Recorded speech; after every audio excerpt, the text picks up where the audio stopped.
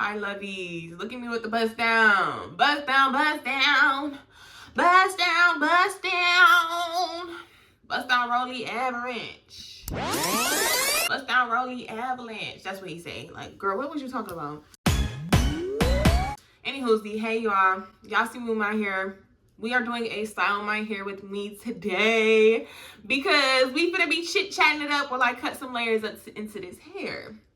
Because I be talking so much, it takes me extremely long to actually do this whole process. So I think I'm going to try to take a little bit of breaks in between this so I can actually be doing my hair, because I will just not do my hair and talk to y'all the whole time.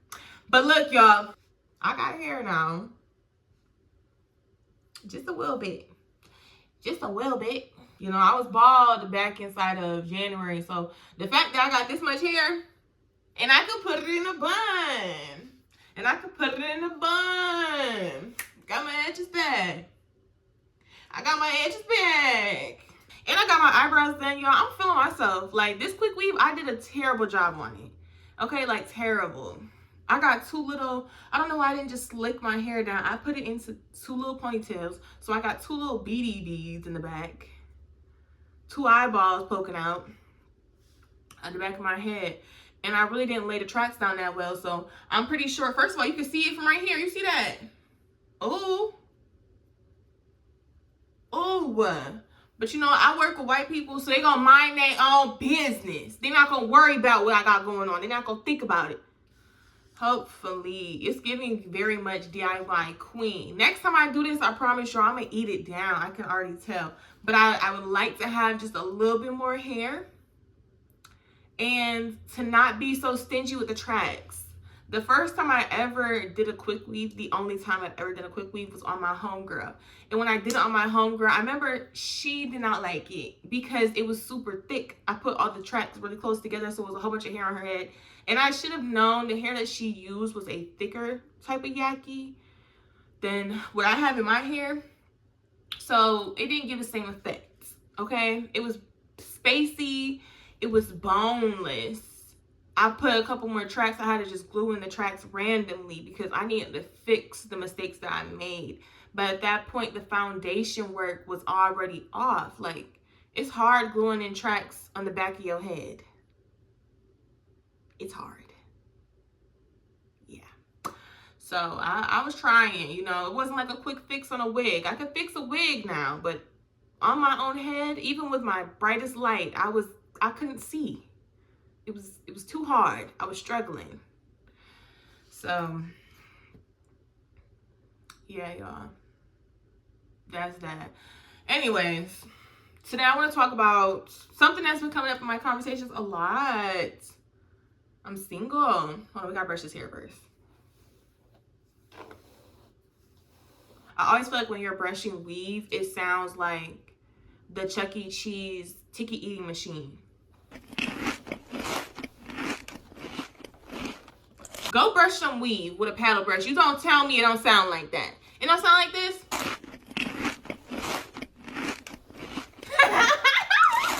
You got synthetic fibers, it don't sound like... This not bad right now, but give it a couple days. It's gonna be... And it's gonna sound like the ticket machine. Actually, it might sound worse than that. Honestly. This day 2 hair, so... It's still okay, you know. Now we come in with this hair, we might be a little wicked. The trick that I use, like I said, not a professional, never went to cosmetology school, didn't even watch a tutorial. This is just how I picked up my own method to cutting based on what I kind of see people do, kind of, sort of. Once again, never watched an actual tutorial on how to cut layers. I just be doing this, and people be asking me to put layers in their weaves. I don't know if I'm actually... I am a DIY queen, okay? And being that has got me quite far.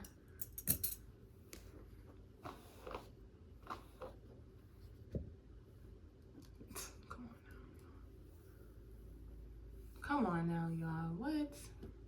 We're going to do another layer and then we're going to talk. Not without taking it to my hold on. That's the thing though. Like when you do a layer, you got to pick up You got to pick up a former layer. That's how you get good at cutting the hair into layers, because you don't want it to be like bad, you know. Anyways, today the conversation that we are going to be having is on enjoying being single. Like, how do you get to a place of actually enjoying your singleness? Because if I'm being honest, for as long as I can remember, boys have just always been a thing. I was never necessarily boy crazy, but I feel like it was just a part of society. Like, at the end of the day, regardless if people really want to admit it or not, men do things for the approval and the validation of women, and women do things for the approval and validation of men. It's just that simple. I don't know why people like to act like that's not the truth, but it is. At the end of the day, men are wired to please women and women are wired to please men. That is just how we are. And it's not a crazy thing. There's nothing wrong with wanting to be desired by the opposite sex. Like, there's nothing wrong with that.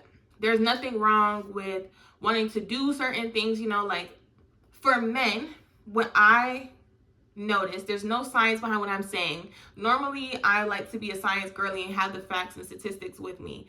But this is going to be my opinion. Okay, so my opinion is my opinion at the end of the day. Men their societal push is to be providers and protectors. That is their whole thing, right? Women's societal push is for them to be nurturing and caretakers, you know, like a caregiver. They're supposed to make the house feel like a home, and the man's supposed to put the bacon on the plate, right? So a lot of women, when you see like this big push for the soft life, they think that they have to embody the characteristics that would fall into the roles of a housewife and like what a wife looks like. And men do the same thing when it comes down to, I guess, I wouldn't even say a husband, but if you are in the kingdom world, you would want to embody a good husband. Men like to be, not all guys are like this, but sometimes guys are flashy because it shows their wealth.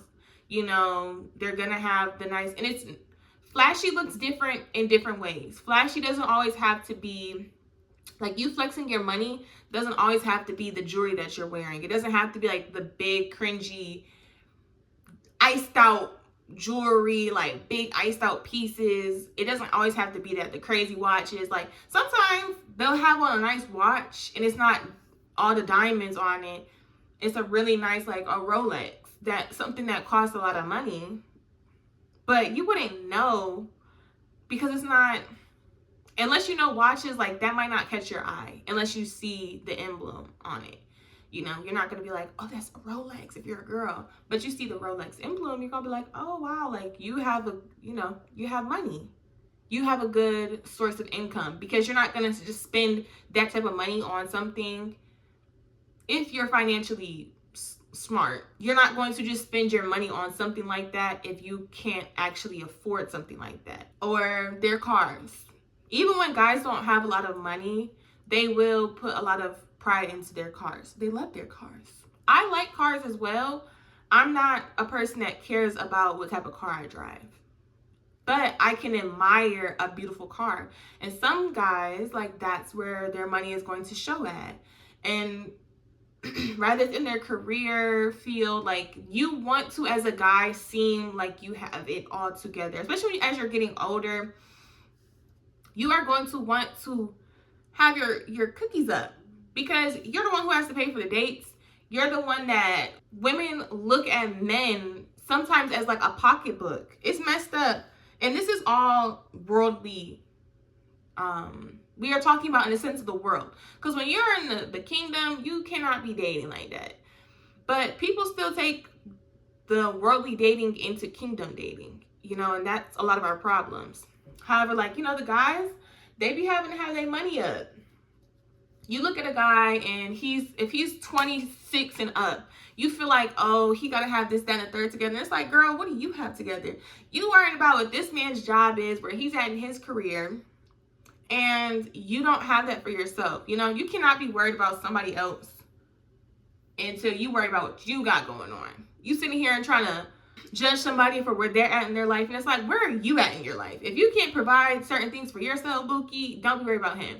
Now, as women, what I noticed, I've been seeing especially a lot on social media, like the type of stuff that guys like, they want that girl that can cook real good. Girl, if you can't cook, it's okay. But you should not be trying to learn how to cook simply so that you can use your cooking skills to get men. Like, you need to be willing to learn how to cook because you need to survive, babe. You can't live off of takeout food. You got to learn how to cook a meal for yourself. If all you know is 3 dishes, at least you know how to cook 3 things.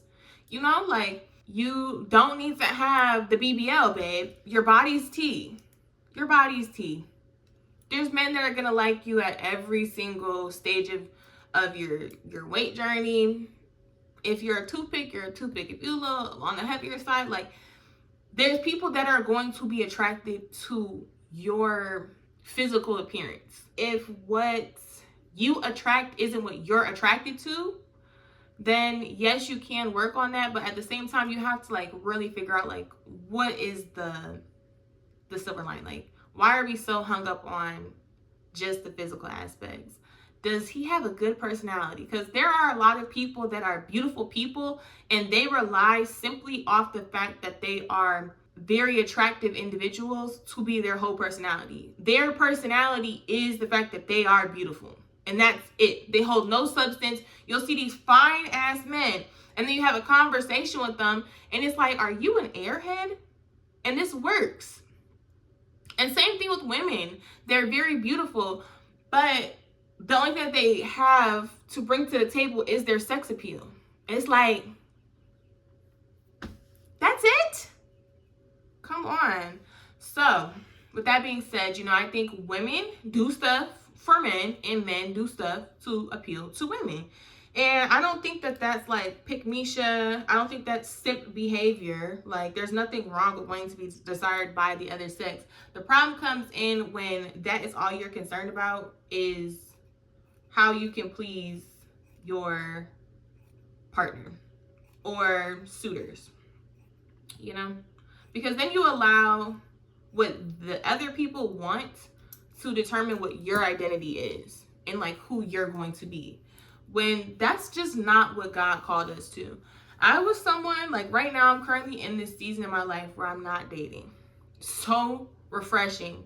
I rejoice in being single. I have never been more grateful to be single and not have any suitors, not have anybody in my phone than I do right now. I have so much peace. I'm so happy. And I don't have to worry about texting nobody. Like, I just remember when I felt like I had to like make sure I sent somebody a good night text message, or you gotta update them, hey, I'm doing this and I can do whatever I want to do. Okay?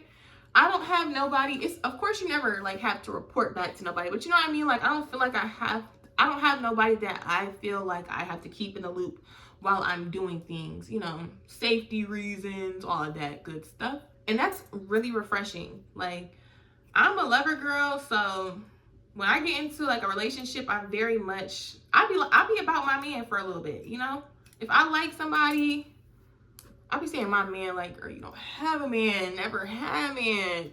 But that's just our problem. Like, we just jumped the ship to what is the word? What is the expression? Jump ship too soon? No, because that means that you're like fleeing. We start putting our eggs all in one basket way too quickly. And then you think that that's the only place you can get eggs from. Girl.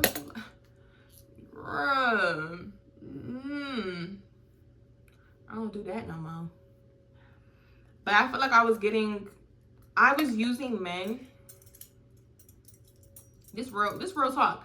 I was using men to fill a void that they were just never going to be able to actually fill. I pretty much like, I felt like if I could put just a little piece of every guy I talked to together, I could build the perfect guy. And that was my problem. I was just like content with having my little Build-A-Bear. And that's what I would do. I was playing Build-A-Bear. Like, I was single for one. I was single the entire time. I've always been single. So I wasn't doing anything wrong. But I would play Build-A-Bear, you know? And this guy, he would feel this void, and the other guy, he felt that void, and this guy made me feel safe, and I would talk to him because I felt very comfortable about expressing my emotions, and other people, I didn't really express myself that much. They didn't get a whole lot of me. I was just, like I said, playing Build-A-Man. Just over here making a Megatron. Making a Megatron. That's what I was doing with all the mandem. It allowed me to see kind of what I wanted in a man. But at the end of the day, there's a lot of stuff that I just didn't learn what I really wanted in a partner until I went to the Lord. I was seeking all these things from guys, and I remember I had this one guy I was talking to, and I really like this guy. Like, he was my favorite person I talked to. I was just head over heels for him. I really enjoyed being around him. I really enjoyed our conversations. Like, I was willing to make it work with him. That chapter of my life, it closed. It was really hard for me to move forward and move on because my biggest thing with him was the security and the safety that I felt with him. And it was just like, I felt like I lost the one person that like just didn't judge me, has never judged me, always listened to me. It was just like, it felt like that was my person, you know?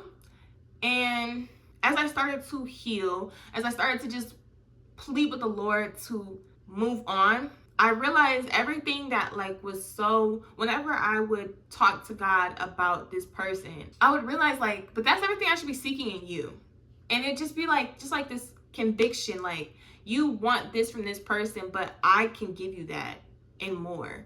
And as I was reading my Bible, I would just see how God comforted other people in the Bible, how God's love showed up and what it meant to be loved by God and how God loves and how he forgives and how he redeems and restores and just like all the amazing things, all of the amazing qualities that our God has and just how mighty he is and how he can just, he's just tea, y'all.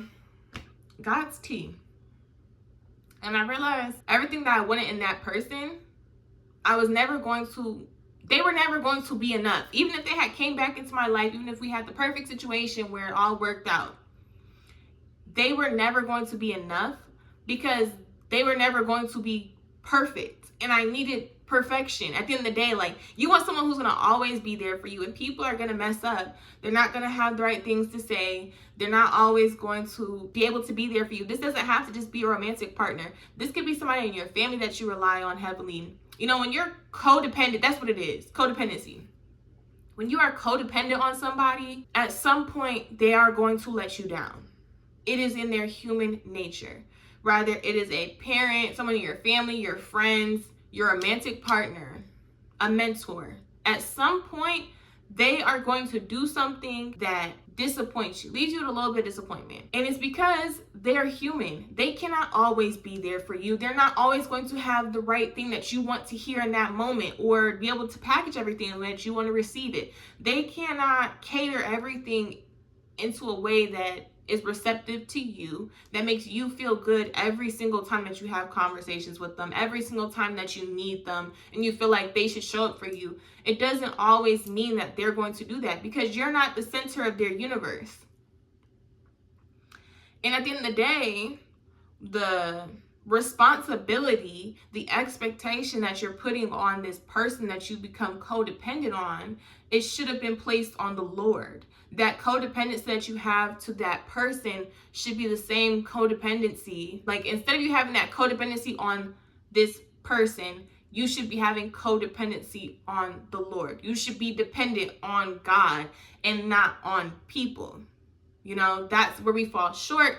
That is how we start to have other people's opinions shape our identities, other people's validation give us our worth. You allow people to be the things that determine how valuable you are and how worthy you are of things in your life. When if you would go to the Lord, if you had that reliance on him, it would probably make your relationships better because you would allow people to make mistakes, to mess up, and it not be so detrimental to your relationship because you can see them as a human versus as a God.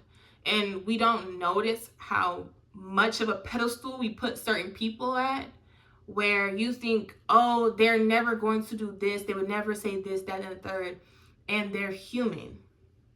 They will. They have. This person, your role model that you have, the person that you aspire to be the most like in your life, they have done things that you probably would deem as not respectable, or they've messed up, or they've hurt people in ways that you feel like there's no way that person could ever do that. But they have, because they're human, and humans make mistakes. We are not perfect. We don't do everything perfect. You making mistakes is how you learn and how you grow. When you're dating around, when you are in all these failed relationships, it feels like, oh my gosh, I can never get a guy to stay. Oh my gosh, this doesn't work out. And sometimes you have to reframe your mindset. If you can really look back at the relationship, reflect on it, regardless if it's platonic or romantic, there's only two outcomes you can get. You can have a blessing or a lesson. And sometimes people are only here for a season. So sometimes, yes, this person that came into your life, they were a blessing for a certain season in your life. They were here to show you this is possible. They were here to encourage you to walk in a certain way, to show you just little bits of yourself maybe you didn't know about. And that's all that their purpose is in your life. I say this, and this is something that I still struggle with to this day. It doesn't just have to be romantic relationships. There's even been friendships that I've had that I just wanted them to work. It just felt like, you're supposed to be the person that's in my life. You're supposed to be the person that's in my corner. And you want it to work so bad. And it's ran its course. And that's okay. And they don't have to be the villain. They don't have to be this terrible person. It could just be, we grew apart. And that's genuinely a real thing. Or we moved on in our life, and they were a good person to me at this point in my life, and that's all that they're going to be, and that's the only purpose that they served for me, was in that season of my life. So yeah, for me, I've really gotten to love being single, because it's really allowed me to have reliance on the Lord. Like, I have nothing without God. I have nothing. I don't have no peace. I was always so stressed. I always felt like I had to say everything right. And do you know how good it feels to be able to talk to somebody and to have truly no judgment? Truly. Because it's in our human nature to judge. I can go to God and I could be dead wrong. And I could go to him, and even the way that I'm talking to him, I might feel conviction about after the fact. I can still go and I can say the things that I need to say to God, in the way that I can say it, like in the way that I can package it in that moment. I don't have to worry about my tone. I don't have to worry about coming to God in this perfect manner. I can be imperfect and he will love me. I can be imperfect and he will hear me and understand me, and he sees me and he knows what I mean. So when I'm sitting here and I'm saying these things that in the past, when I would have conversations with friends or partners or family members, they would take offense to, when I'm talking to God in that manner, it's like he knows my heart. He knows where my heart is at. So it just takes all that weight off. And that to me is the most freeing thing. It feels so good to not have to worry about how I'm saying everything all the time. And the Lord, he's definitely has been working on that within me. How I package the things that I'm saying to people, me taking into consideration other people's opinions, but also still staying true to myself and not making myself shrivel up just so that I can cater to everybody's emotions, just working on my communication in general. Like the Lord, he has been working on that. But it just feels so good to not have to stress about how I'm saying everything, to not have to think so much, because that's my big thing. I've always overanalyzed my conversations, because the reoccurring theme that I would have with people is the way that I was saying things to them. They didn't like how I would talk to them. And I'm not saying anything that's blatantly disrespectful, but people take offense to the tone and the way that I say certain things. And I was like tired of that, friendships with the guys I talk to, like that's so annoying. I just want to be me. I just want to have a conversation and not have to think so much, not have to overanalyze everything that I'm saying. And it feels amazing to know that I can do that. When I'm feeling emotional, I can go to God. When I'm feeling angry, I can go to God. When I want to cry, I can go and cry to God. And I can sit here and I can be like, this person really tested my nerve. They really pissed me off today. And I can go to God and like, God's going to listen to me and he's going to hear me. And there's things that maybe within me saying the things I'm saying, I could be dead ass wrong. He will convict me. And the difference between God's conviction and when my friends would say stuff to me that maybe, my friends would say certain stuff is I was so stubborn. And I'm very much a person like, I'm going to do whatever I want. I don't really care what you say. Like, I'm going to do what I want to do at the end of the day, regardless, point blank period. I'm going to do what I want to do. You really can't tell me anything because I'm going to do what I want to do. With God, it's like the Holy Spirit is within you. So the moment that you feel conviction, you feel it in your spirit. So I'm more inclined to act on the way that I'm more inclined to act on that conviction versus when like my friends would say stuff and I would feel conviction from them or corrections from them. It's like when you get it from the Lord, it's definitely different. It's not to say that everything that God has been convicting me on is an easy transition. It's like some things are easy for me to let go of and other things are more difficult. But it's just that constant feeling of, okay, when this thought arises, he's saying this to me. I've been able to enjoy being single so much. And I feel just so blessed in this season of my life. There's no weight, there's no pressure, there's no expectation of me. Just loving the Lord, trying to continue to seek him and conversate with him, learn from him, soak in his presence, and become the woman, become the daughter that he's called me to be. I think I've been focusing more on just becoming the woman that God wants me to be, the woman that God's calling, the daughter that God is calling me to be. That's so, I just love that part about this. Like this point in my life, I'm just so happy and I'm so excited to continue to grow during this time. Like the Lord is so good. He's so good, guys. I feel loved by the Lord. I feel fulfilled by the Lord. And don't get me wrong, it does get lonely. But you know what's so good about the Lord? The amazing thing about God is he allows you to forget. He replaces your past desires and even memories. He can make those memories that were desirable, undesirable to you. It's just so, that's so amazing to me. And the beauty in this time that I have been spending with God, the greatest thing that has come from it is everything I thought I was going to miss about dating. I don't miss. Like I have such a appreciation for being single. Guys, I have no partner. There's nobody that I have to text. There's nobody that I have to make sure, I said good morning to, make sure I make you feel this type of way. I don't have any of that responsibility. I don't have a husband. I don't have kids. All I have is a dog.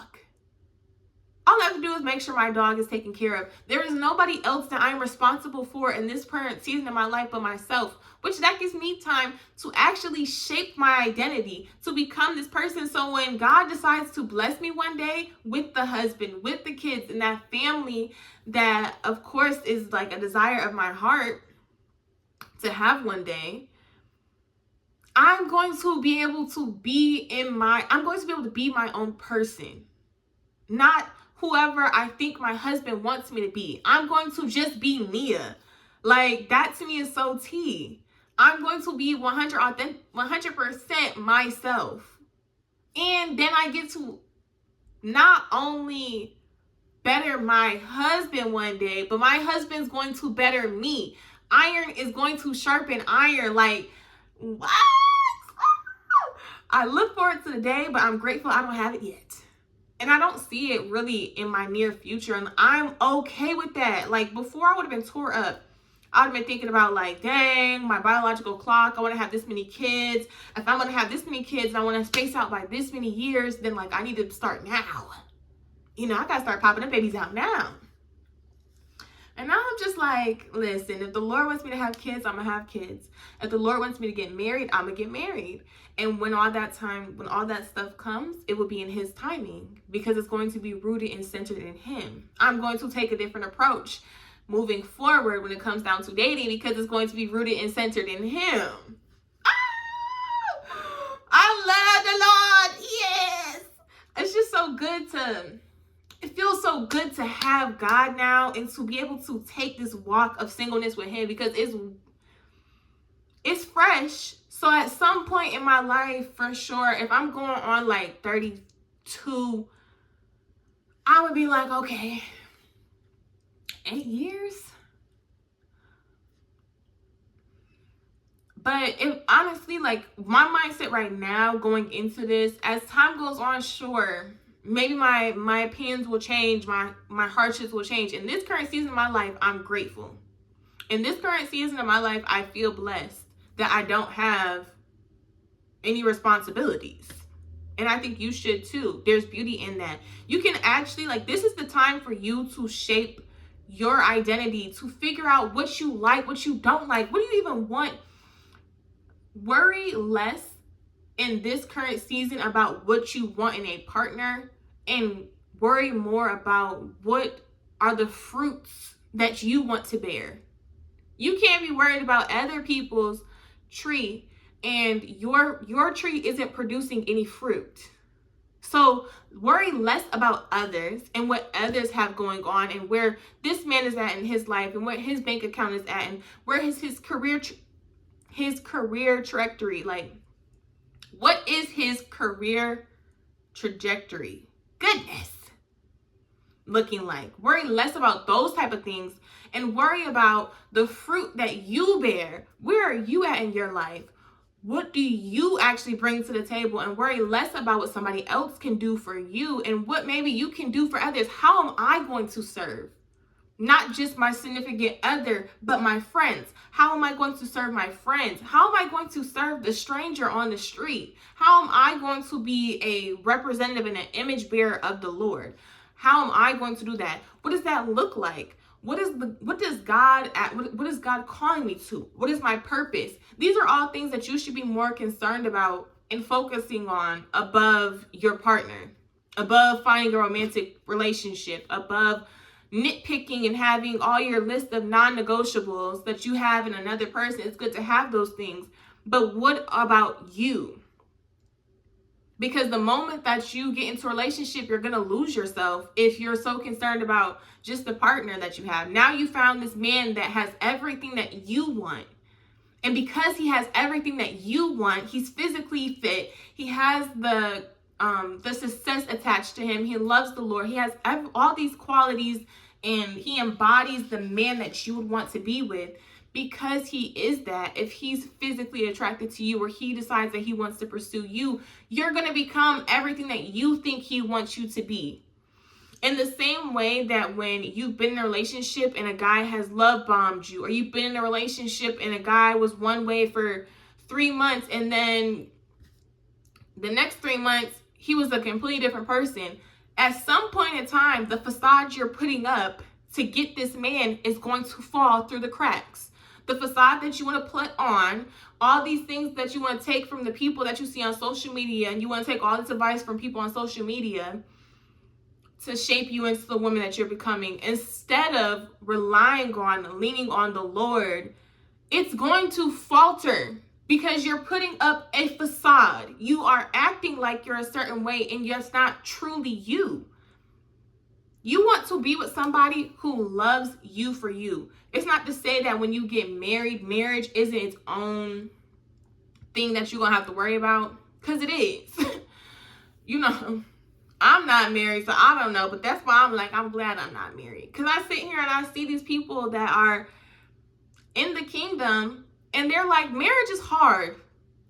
marriage is where the devil really actually, like, the enemy is trying to get up in there. He wants destruction there. He could care less about this worldly dating. He cares more about the unity. The moment that you get engaged, now you got spiritual warfare. The moment that you get married, now you don't like your partner. Like, what's happening? You know, the enemy, he's after the covenant. He don't care about when you sitting here and you moving up in the world.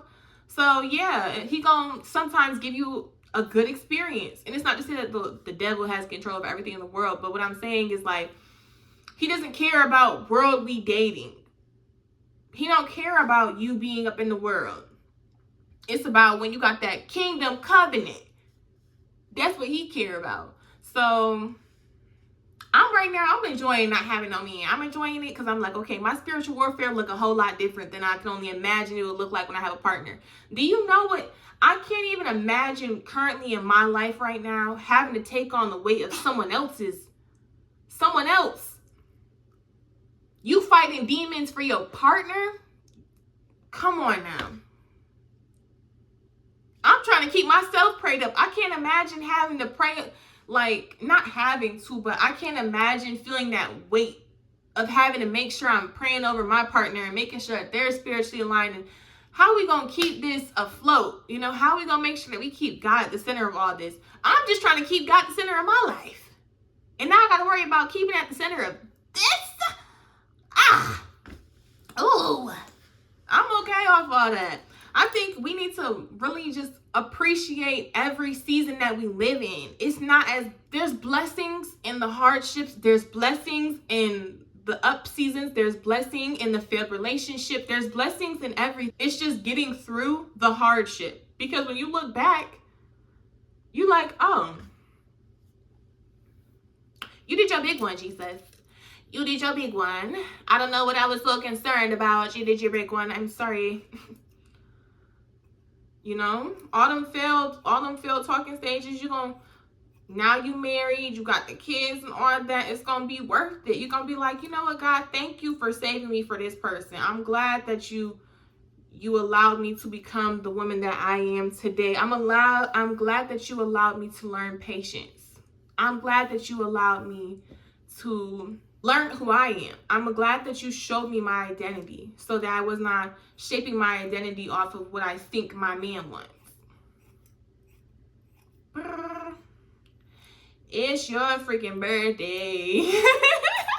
It's your You only get to be single for a certain time in your life, you know? Enjoy being single. That don't mean you gotta date everybody and their mama up under the sun. That means, like, enjoy the time of not having the responsibilities. Enjoy the time of not having the weight of another person. Like, while you're single, like, you can really harpen and really shape your relationship with the Lord. Like, I can't even fathom having a partner and trying to build my relationship with God when I have a partner, because we just idolize our significant other so much. It's so easy. So this time when you don't really have anybody that you can idolize, go to God, seek the Lord. I promise you, when you are walking through your season of singleness with God, it truly does look and feel different. It doesn't mean that you are wrong if you want to get married. It doesn't mean that you're wrong if you want to have the family one day and you want to have the white picket fence with the husband and the kids and the dog and the kitty cat and the iguana and the chickens and the hens and the cow. It don't matter if you want the whole farm, babe. Maybe you want to be milking cows. I don't know. That might be you, though. Regardless of what your image looks like that you want to have, that you desire. Because God don't always give you the things that you think you want. Okay, I had to make sure it's still recording, but he don't always give you the things that you think that you would want. There's nothing wrong with having desires. Just keep the Lord at the center of it. Keep God at the center of your life. And in due time, in his time, he'll bless you. He will. Being single is such a blessing, and you have to stop looking at it as a curse. Do you know how much the Lord loves you, that he protected you all this time? Instead of you looking at every single failed relationship that you have as you're undesirable, just think about how much the Lord loves you, that he didn't allow you to progress moving forward with somebody that you would be tied to for life. He didn't allow you to build a covenant with somebody that you were completely unequally yoked. Like, do you know how good the Lord is that he protected you? All this time you've been single, all this time you keep having relationships end up, the guys ghost you, they cheat on you with some girl, all this stuff is happening. It's like, is it desirable to have that happen? No. But aren't you glad you didn't get yourself attached and tied down to that person? Because look at where their fruit end up being. You thought that this tree bared good fruit. Whole time it was sour. Ooh. Ooh. Whole time he really wasn't worried about the fruit that they bared anyways. It just looked aesthetically pleasing. Oh. And then you took a bite and you found out it was poison. Oh. I'm sorry. I don't even know what I'm on about. Like, I do, but at the same time, you know what I mean? Like, come on now. That man that you stressed about, that man that you wanted to work out so badly, it didn't work out for a reason. So let it go. Nia, let it go. I be talking to myself too. Like, I'm doing good now, but like, I'm doing good now. But boy, oh boy, I be having moments where I'm like, you know what, Lord? Maybe if I just check on him. Let me just let him know he's still in my thoughts. And it's like, no, girl, leave that man alone. Do not text him again. I'm doing good right now, so I'm hoping that, you know, I can never actually have to say that I fumbled again. Normally supposed to have some revolutionary ending to this, you know, some epiphany for y'all. Let me think of my reflection question. My reflection questions for today is going to be, what are you seeking from in people that you are not seeking from in the Lord? And why are you afraid to be single? I think that a lot of times we are scared of being alone. It feels like you're never going to find your person, and who doesn't want to be loved? But God does love you. And if you don't know what it means to be loved by the Lord, there are so many books in the Bible that showcase that. I mean, literally, the Bible is truly just the greatest love story. It is a bunch of like love letters from God to us. They're little reminders of the fact that he forgives, the fact that he remains Roman, the fact that he's present with you, the fact that he wants you to seek him, the fact that he's persistent and consistent.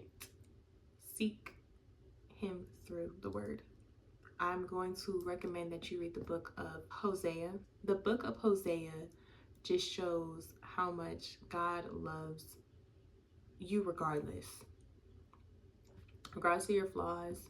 He redeems and he loves. And although in the book of Hosea, yes, he was angry, he's hurt, it shows the pain that we do cause him by our offense to him.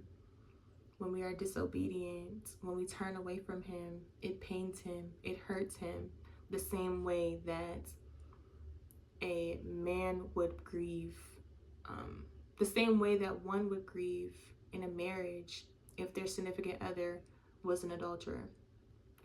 And how hard would it be, and how hard is it to forgive that person and love that person, even though they've wronged you, even though they've embarrassed you, even though they've broken that covenant that you have with them.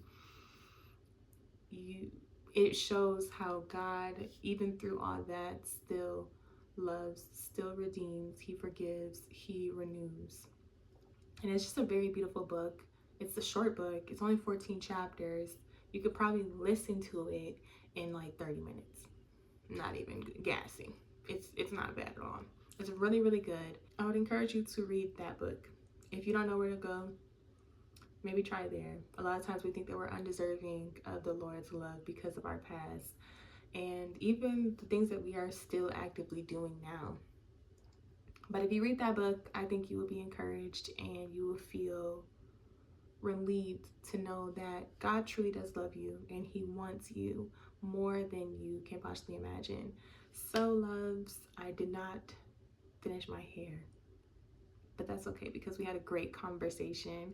I love you, and more importantly than my love for you, the Lord loves you. So I love you, God loves you, and I cannot wait to see you guys next week.